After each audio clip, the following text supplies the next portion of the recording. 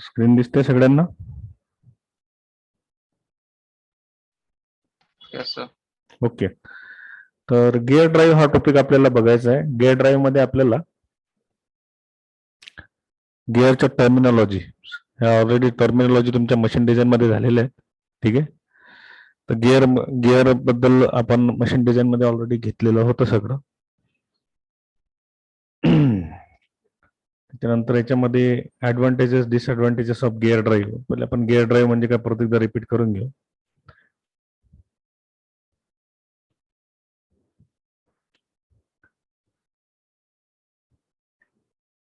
Motion and power transmitted by gear is kinetically equivalent to the transmitted by friction wheel or disc. In order to understand how the motion can be transmitted by two-tooth wheel, consider two-plane circular wheel. आता इथे motion कसे transfer होते हे दिलेलं आहे. हा topic आपल्याला syllabus मध्ये नाही, परंतु गिअर ड्राईव्हने मोशन कशी ट्रान्सफर होते, तर एक ड्रायव्हर टीथ असतो आणि एक ड्रायव्हर नसतो. या गिअर अँड गिअरला हे जे तुम्हाला प्रोजेक्शन दिसतं याला टीथ म्हणतात. तर ड्रायव्हर आणि फॉलोअर म्हटलेलं आहे. ड्रायव्हर म्हणजे जो स्वतः फिरतो आणि फॉलोअर म्हणजे हा ड्रायव्हर याला फिरवतो. ह्याचे टीथ या टीथ मध्ये एंगेज होतात आणि एक सर्क्युलर मोशन तयार होते. अशा पद्धतीने गिअर ड्राईव्ह टूथ व्हीलच्या सहाय्याने मोशन क्रिएट करतो.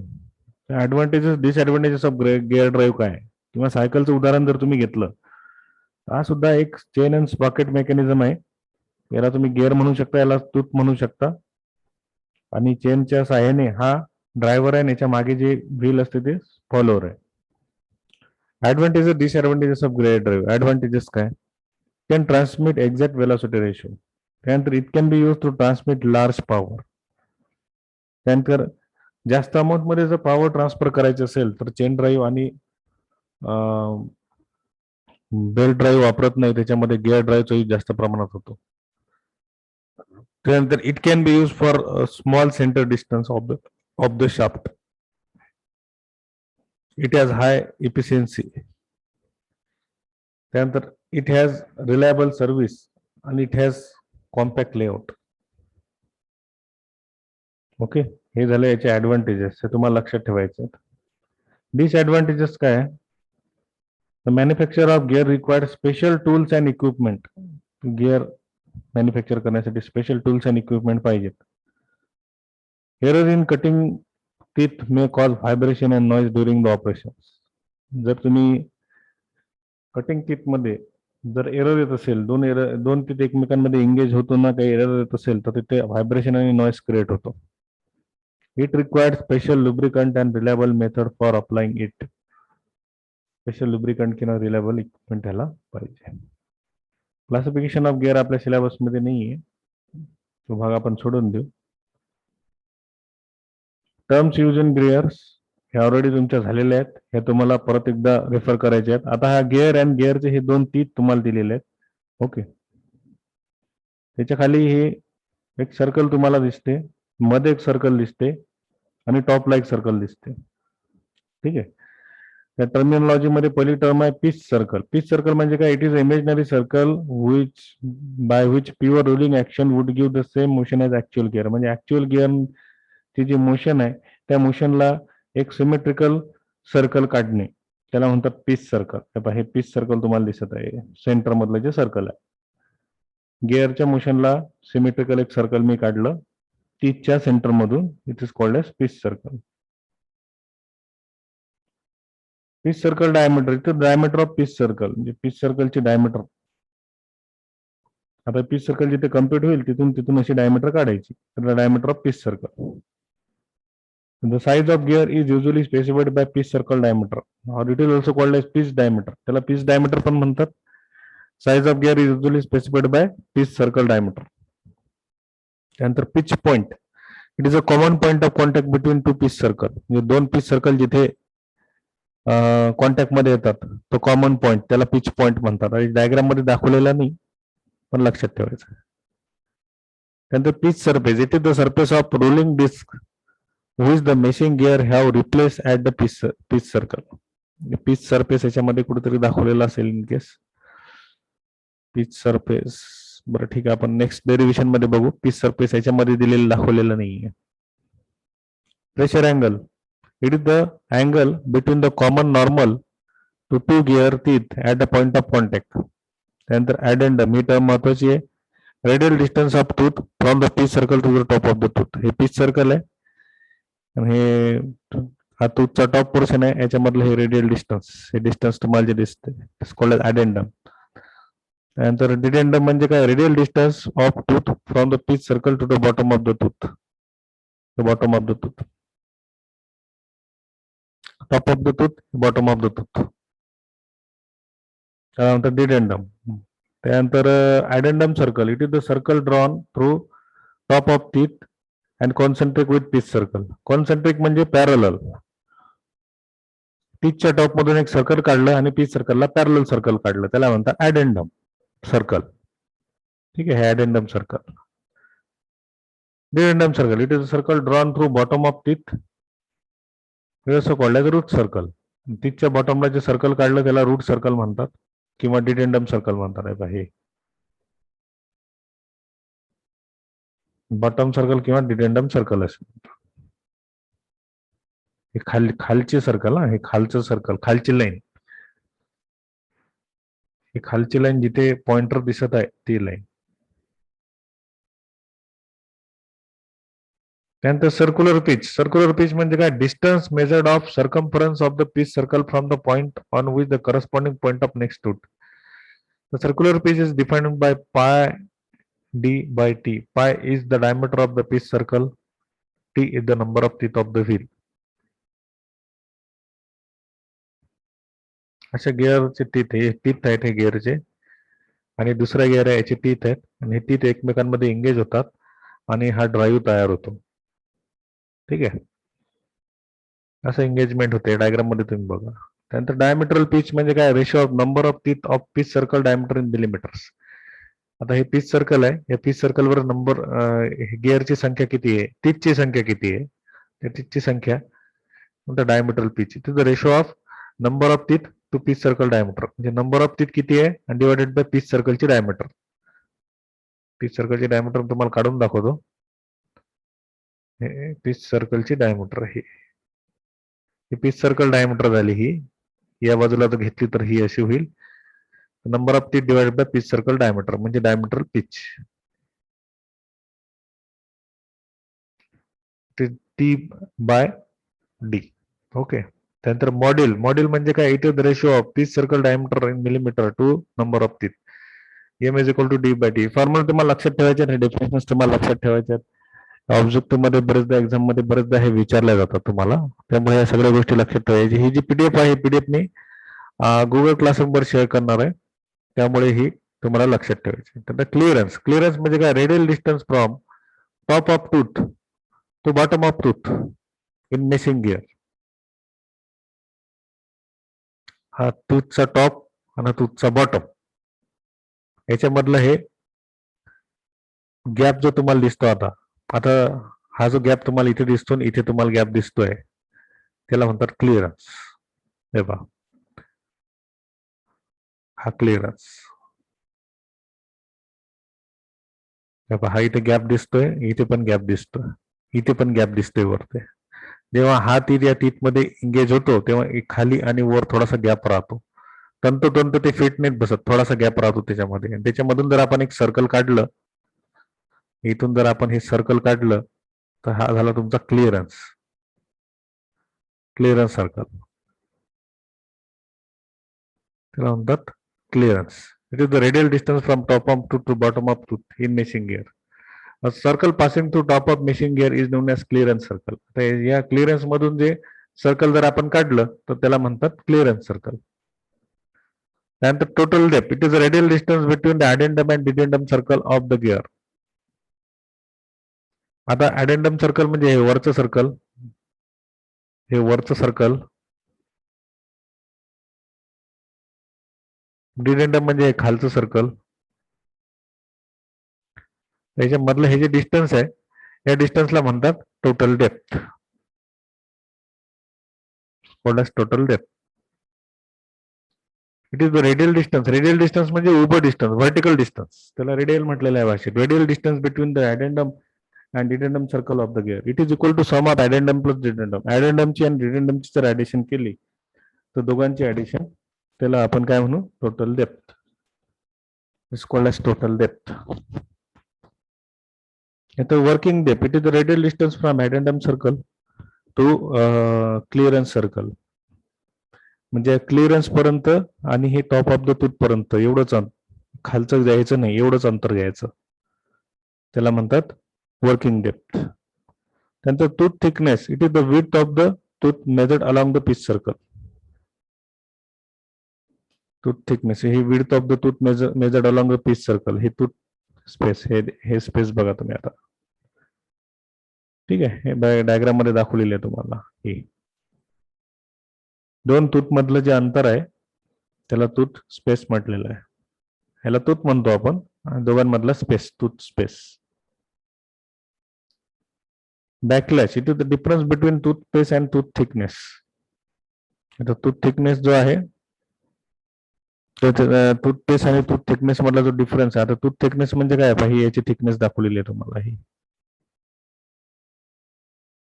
ठीक आहे, ही टूथ थिकनेस झाली, हा स्पेस झाला.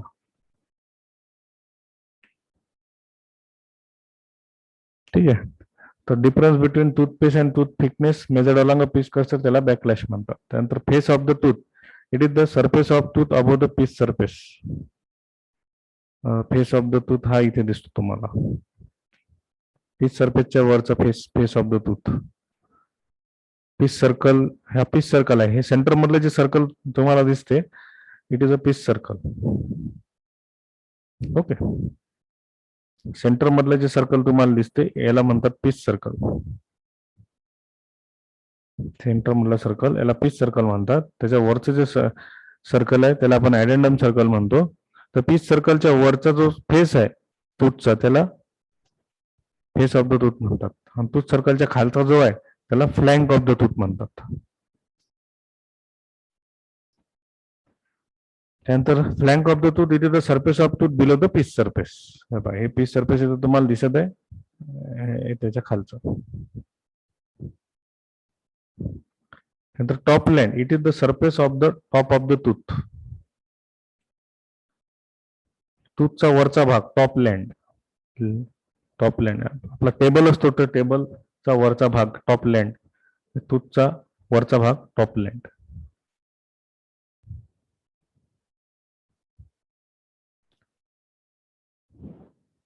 त्यानंतर face width, it is the width of the gear measured along parallel to axis. ही विड्थ मोजली, face width. Okay, this is the face width. Width of the tooth measured along parallel to the axis is called as face width. त्याच्यानंतर profile, it is the curve formed by face and flank of the tooth. त्याच्यामध्ये profile दाखवलेलं नाहीये. ठीक आहे, curve form by face and flank of the tooth. Face आणि flank मुळे जो curve तयार होतो, face of the tooth, flank of the tooth, याच्यामुळे जो कर्व तयार झाला याला म्हणतात प्रोफाइल. हा जो कर्व तुम्हाला दिसतो हा याला म्हणतात प्रोफाइल. ओके,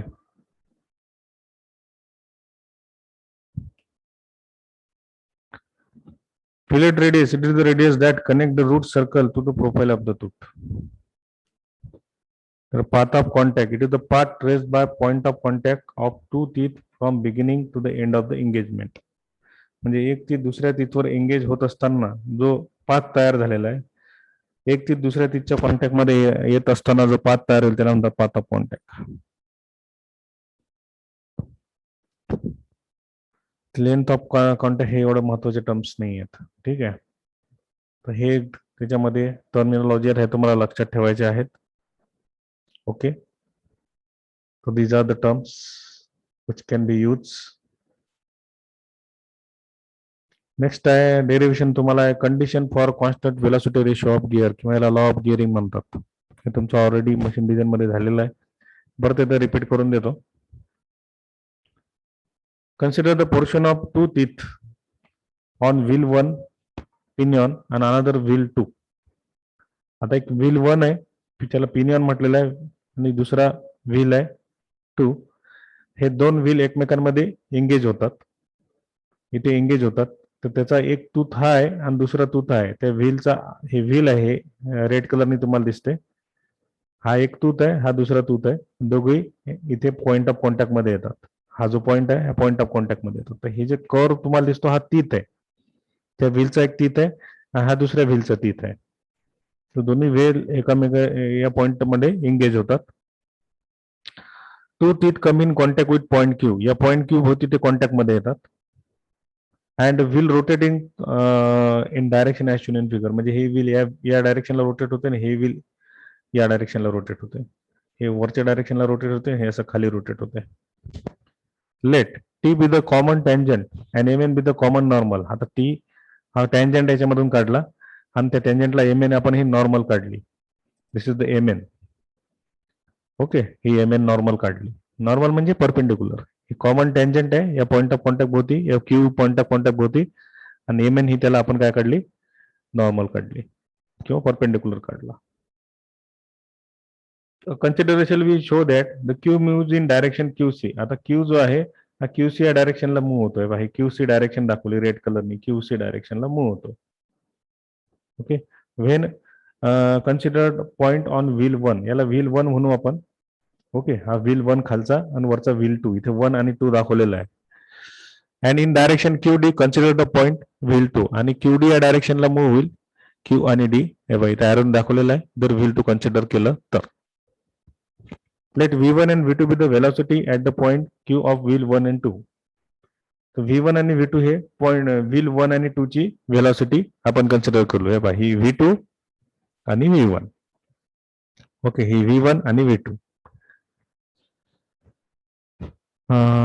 त्याच्यानंतर v1 and v2 be the velocity of the point q with 1 and 2 respectively. If the teeth are remain in contact, the component of this velocity along the normal mn must be equal. जर दोन्ही wheel एकमेकांमध्ये contact मध्ये असेल तर व्हेलॉसिटीचे component M N शी related हेच equal राहतील. आता W1 हे तुम्हाला दिसतंय, याला म्हणतात अँग्युलर व्हेलॉसिटी ओमेगा. W1 हा W2. ठीक आहे, या पॉईंट पी पासून या सेंटर पर्यंत एक रेष काढली आपण, इथून एक रेष काढली, त्याला हे डॉटेड परपेंडिक्युलर, एक डायगोनल काढला, इथून एक डायगोनल काढला, आणि इथे एक ट्रायंगल फॉर्म झाला, इथे एक ट्रायंगल फॉर्म झाला. परत इथून एक परपेंडिक्युलर लाईन काढली, परत इथून एक परपेंडिक्युलर लाईन काढली. आता हे दोन्ही तिथे एकमेकांच्या कॉन्टॅक्ट मध्ये राहत असेल तर v1 into cos of alpha is equal to v2 into cos of beta. हा जो अँगल आहे हा बीटा आहे. ओके, आणि हा जो अँगल आहे हा अल्फा आहे. So v1 into cos of alpha is equal to v2 into cos of beta. This is the equation. आता व्हेलॉसिटी म्हणजे काय, angular velocity omega 1 into O1 into Q into cos of alpha. W1 O1 into Q into cos of alpha is equal to W2 O2 into Q into cos of beta. आता reshuffle केलं, W1 Q1 Q O1 M1 divide by O1 MQ. तर O1 M, आता cos of alpha, आता cos of alpha जो आहे या triangle मध्ये आपण कॉस ऑफ अल्फा जर घेतला तर आपल्याला कॉस ऑफ अल्फा या ट्रायंगल मध्ये जर आपण घेतला तर आपल्याला मिळतो O1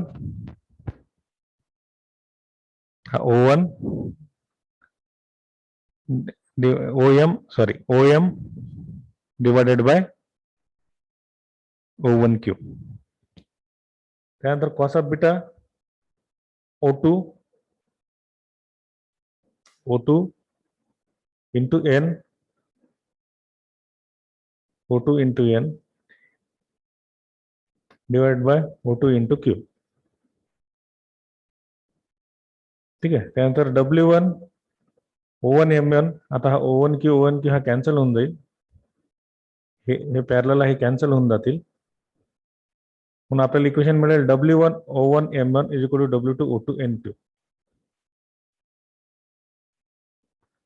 याला रिशफल केलं, W1 by W2 is equal to O2 N upon O1 M. याला इक्वेशन नंबर 1 आपण म्हटलं. त्याच्यानंतर from similar triangle O1 MP and O2 NP, O1 MP and O2 NP. हे दोन ट्रायंगल घेतले, हे दोन्ही सिमिलर ट्रायंगल आहे. या ट्रायंगल मध्ये O2n divide by O1m is equal to O2p divide by O1p. Similar triangle असल्यामुळे साईडचा रेशो आपण याच्यामध्ये घेतलेला आहे, त्याला इक्वेशन नंबर 2 आपण दिलं. ठीक आहे. हा O2n सॉरी हा O2n डिवाइडेड बाय O1m ही साइड्स डिवाइड बाय ही sides is equal to O2p ही साइड्स डिवाइड बाय ही साइड O1p. आता दोन्ही इक्वेशन आपण इक्वेट केले, दोन्ही इक्वेशन इक्वेट केले तर O2m O1m इथे पण आहे, इथे पण आहे, म्हणून W1 by W2 is equal to O2m O1m is equal to O2p O1p. Equation number 3 आपण नाव दिलं. ओके. तर इक्वेशन 3 नंबरवर आपण म्हणू शकतो, we see that angular velocity ratio is inversely proportional to the ratio of distance p from the center O1 and O2 and common normal to the two surfaces at the point of Q intersect as the line of center of P which divide the center distance inversely to the ratio of angular velocity. Therefore, in order to have constant angular velocity ratio for all the position of the wheel, P must be fixed point. Or in other words, the common normal at the point of contact between the pair of teeth must always pass through the pitch point. आता हा जो point आहे point P, या point मधून common normal जेवढे normal आपण काढू, ही एक नॉर्मल काढली, ही नॉर्मल काढली, ठीक आहे. तर ही नॉर्मल इथे या कॉमन पॉइंट ऑफ पी ला इंटरसेक्ट व्हायला पाहिजे, त्याला म्हणतात पिच पॉइंट. हा पिच पॉइंट झाला. जर इंटरसेक्ट होत असेल तर तुमची गिअरची वेलॉसिटी सारखी राहते. ते याला म्हणतात लॉ ऑफ गिअरिंग.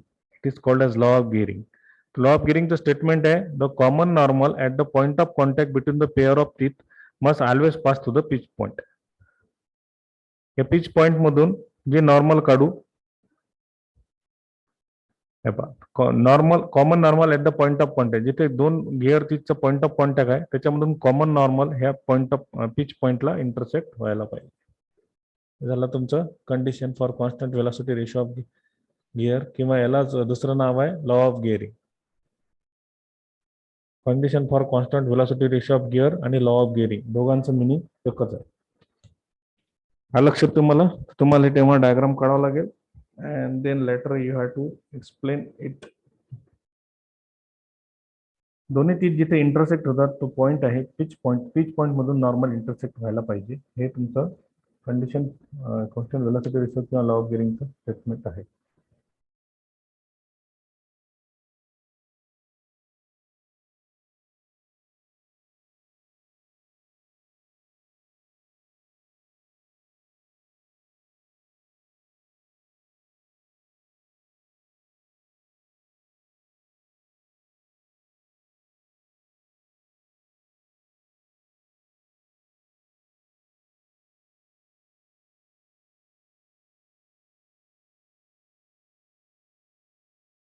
हॅलो. तर हे झालं तुमचं condition for constant velocity ratio of gear. Okay. त्याच्यानंतर याच्यामध्ये अजून एक पार्ट आहे, beam strength of gear teeth. High portion तुमच्या सिलेबसमध्ये इथपर्यंतच आपल्याला जायचं आहे. Beam strength of gear teeth. आता एक गिअरचं टीथ आहे, याला आपण एक बीम कन्सिडर केलं तर याची स्ट्रेंथ कशी काढायची, त्याला नंतर beam strength of gear teeth. Beam strength of gear teeth त्याला दुसरं नाव आहे लेविस इक्वेशन. जसं condition for constant velocity ratio of gear त्याला म्हणतात law of gearing. Beam strength of gear teeth त्याला म्हणतात लेविस इक्वेशन. हे पण डेरिव्हेशन तुम्हाला बऱ्याच वेळा विचारलं जाते. तर आता गिअरचं टूथ आहे, याला बीम म्हणून कन्सिडर केलं, याच्यामधून एक पॅराबोला काढला आपण, ठीक आहे. त्याचा बेस आपण बीसी घेतला, ठीक आहे. तर हा जो पोर्शन आहे याला प्रोफाईल म्हणतात. हा जो कर्व पोर्शन आहे याला टूथ प्रोफाईल म्हणतात. त्या टूथ प्रोफाईलला आपण एक पॅराबोला काढला, इथे एक ट्रायंगल काढला, त्याला पॅराबोला नाव दिलं. त्याच्यानंतर हा जो पॉइंट आहे इथून आपण एक टँजंट काढली, ठीक आहे. त्या टँजंटला आपण हा एक WT परपेंडिक्युलर काढला, तिथून हे H एवढं डिस्टन्स घेतलं आणि WR हा रिएक्शन कंपोनंट आहे. त्याच्यानंतर B ही विड्थ आहे तुमच्या टूथची, त्याला आपण एक बीम कन्सिडर केलं. त्याची स्ट्रेंथ आपल्याला काढायची. तर स्ट्रेंथ कशी काढायची, सिंपल डेरिव्हेशन आहे. Beam strength of gear teeth is determined from the equation called as Lewis equation. त्याला लेविस इक्वेशन म्हणतात. The load carrying ability of the tooth gear is determined by the equation gives satisfactory result. याच्यामध्ये आपण काय करू, consider a gear each tooth on a cantilever beam loaded by normal WN. आता आपण एक कॅन्टिलेव्हर beam म्हणून consider केला. हा टूथ आहे गिअरचा आहे. तर त्याच्यावर लोड आहे आणि तो लोड, त्या लोडला आपण एक नॉर्मल काढली WN, normal WN. It is resolved in two component. या नॉर्मलला आपण दोन कॉम्पोनंट मध्ये रिझॉल्व्ह केलं, WR आणि WT. पहिले आपण याला नॉर्मल काढली, याला दोन कॉम्पोनंट मध्ये रिझॉल्व्ह केलं, WR आणि WT. ओके, तर WN ही नॉर्मल आहे, WR ह्या रेडी, हे दोन आपण त्याला हे काढल्या परत, दोन कॉम्पोनंट मध्ये रिझॉल्व्ह केलं. The tangential component WT induce bending stress. आता हा जो WT आहे, हा WT मुळे याच्यावर बेंडिंग स्ट्रेस निर्माण होतो, त्याच्यामुळे टूथ तुमचा ब्रेक होऊ शकतो, which tend to break the tooth. आणि रेडियल कॉम्पोनंट WR याच्यामुळे याच्यामध्ये कॉम्प्रेसिव्ह स्ट्रेस निर्माण होतो आणि हा फार कमी निर्माण होतो, स्मॉल मॅग्नेटिट्यूडचा निर्माण होतो. त्याच्यामुळे जो इफेक्ट निर्माण झालेला आहे तो आपण झिरो कन्सिडर करू. ठीक आहे, आपण सिंपल काय केलं, हा गिअर टूथ घेतला, त्याला WN आपण नॉर्मल काढली, त्याला दोन कॉम्पोनंट मध्ये रिझॉल्व्ह केलं, WR WT. तर WT मध्ये बेंडिंग स्ट्रेस येतो, त्या बेंडिंग स्ट्रेसमुळे तुमचा टूथ ब्रेक होऊ शकतो. आणि WR हा याच्यामुळे कॉम्प्रेसिव्ह स्ट्रेस निर्माण होतो, परंतु तो फार कमीसा असतो, त्याच्यामुळे हा निग्लेक्ट करू आपण. Critical section or section of maximum bending stress may be obtained by drawing parabola through A and tangential to the tooth space curve at B and C. आता इथून आपण काय करू, एक ट्रायंगल काढू, तर आपण पॅराबोला म्हणू आणि त्याचा बेस आपण BC घेऊ. आपल्याला बेंडिंग स्ट्रेस ज्या WT ने निर्माण झालेला आहे तो आपल्याला काढायचा आहे. This parabola shown by dotted line. आता पॅराबोला डॉटेड लाईनने आपण दर्शवलेला आहे. If the teeth are shaped like a parabola, it will have same stress at all the section. त्याच्यामध्ये याला जर आपण पॅराबोला घेतलं, त्याच्यामुळे जो निर्माण होईल स्ट्रेस हा सगळ्या सेक्शनवर पूर्णपणे इक्वली डिस्ट्रीब्युटेड होईल. But tooth is larger than parabola at every section except BC. BC पेक्षा टूथ हा बाकी सेक्शनला जर लार्जर असेल तर BC हा मॅक्झिमम बेंडिंग स्ट्रेसचा सेक्शन आहे असं आपण कन्सिडर करू, कारण जास्तीत जास्त बेंडिंग स्ट्रेस हा ट्रान्सफर होतो BC बेसला येतो, वरून ट्रान्सफर होतो आणि बेसला येतो. तुम्हाला एखादं उदाहरण देतो, तुम्ही तुमच्या डोक्यावर एखादं हे घ्या, ओझं घ्या एखादं डोक्यावर तुमच्या. ओके, आणि सुरुवातीला काय होणार, तुम्हाला काही वाटणार नाही, किंवा एखादं वजनदार वस्तू तुमच्या डोक्यावर ठेवा तुम्ही, तर तुमच्या पायावर लोड येतो खाली, लक्षात. पायाला जर तुम्ही बॅलन्स केलं तर वरचं डोक्यावरचं वजन तुम्ही बॅलन्स करू शकता. ठीक आहे, पण पाय जर तुमचे डगमगले तर ते वजन पडून जाईल. म्हणजे सगळं लोड कुठे येतो, बेसवर येतो. म्हणजे इथे जर लोड आला बेंडिंग स्ट्रेस, तो ट्रान्सफर होत खाली जातो, तो BC. म्हणून ते म्हटलेलं आहे total larger than parabola at every section except BC. We conclude that the section BC is the section of maximum stress. आता आपण याच्यात काय करू, बेंडिंग स्ट्रेसचा फॉर्म्युला यूज करू, सिग्मा W. ठीक आहे, तर बेंडिंग सिग्माने इंडिकेट करतात आणि लोड W ने इंडिकेट करतात. तर bending load sigma W is equal to MY upon I. M म्हणजे काय, maximum bending moment. BC is equal to, आता बेंडिंग मुवमेंट, त्याच्यानंतर Y हा तुमचा half the thickness of the teeth. टीथची थिकनेस जर आपण T घेतली तर याचा अर्धा, याचा अर्धा. आणि I म्हणजे moment of inertia about the centre line. तर moment of inertia BT cube by 12. B म्हणजे ही विड्थ, T म्हणजे थिकनेस, क्यूब बाय 12. ठीक आहे, त्यानंतर M म्हणजे काय, बेंडिंग मुवमेंट. बेंडिंग मुवमेंटचा फॉर्म्युला काय, लोड इंटू डिस्टन्स. आता लोड H एवढ्या डिस्टन्सवर ऍक्ट होतो आणि WT इथे आहे, WT लोड, WT ऍक्ट होतो एवढ्या डिस्टन्सवर ऍक्ट होतो. Load into distance, WT into H. ठीक आहे, आता याच्यामध्ये व्हॅल्यू पुटअप केल्या आणि याला सॉल्व्ह केलं तर आपल्याला मिळते WT is equal to sigma WB T square divide by 6H. आता याच्यामध्ये T is equal to X into rho C ठेवायचं and H is equal to K into rho C ठेवायचं, where K, X and K are constant. ठीक आहे,